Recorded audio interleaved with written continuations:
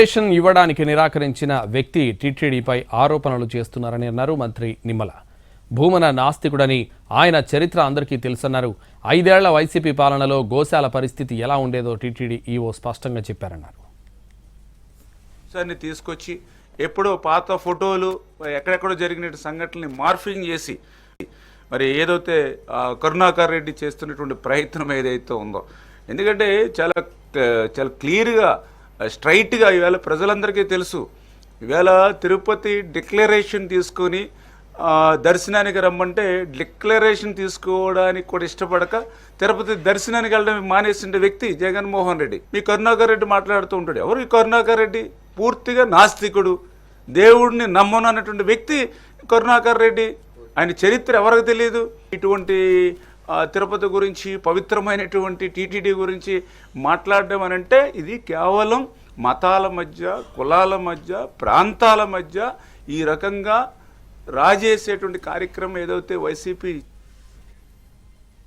భక్తుల మనోభావాలు దెబ్బతినేలా భూమన కరుణాకర్ రెడ్డి వ్యవహరించారని TTD board member Bhanuprakash Reddy ఆగ్రహం వ్యక్తం చేశారు. ఎస్వి గోశాలపై కరుణాకర్ రెడ్డి అసత్య, అబద్ధపు ప్రచారం చేశారన్నారు. కరుణాకర్ రెడ్డి దృష్టికి లోపం ఉందేమోనన్న ఆయన ఇష్టం వచ్చినట్లు అసత్య ప్రచారం చేశారని మండిపడ్డారు.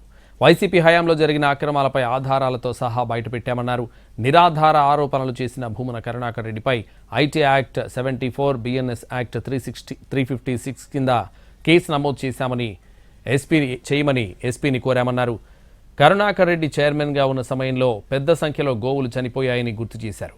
వైసీపీ హయాంలో పురుగులు పట్టిన ఆహారాన్ని గోవులకు పెట్టారని ఆరోపించారు.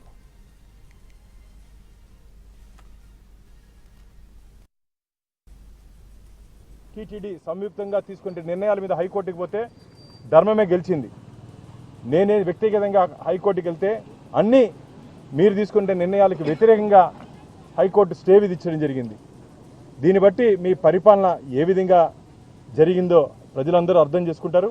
ఈరోజు కరుణాకర్ రెడ్డి గారి మీద కేసు నమోదు చేయాలని చెప్పి ధర్మకర్తల మండలి సభ్యుడిగా ఈరోజు తిరుపతి ఎస్పీ గారిని మా భారతీయ జనతా పార్టీ బృందంతో, లీగల్ టీంతో మేము కలవడం జరిగింది. భక్తుల మనోభావాలను దెబ్బతీసే విధంగా వారు వివరించారు. బిఎన్ఎస్ నంబర్ 356, భారతీయ న్యాయ సంహిత 356 and 74 ఆధారంగా కరుణాకర్ రెడ్డిపై కేసు నమోదు చేయాలని చెప్పి మేము మీ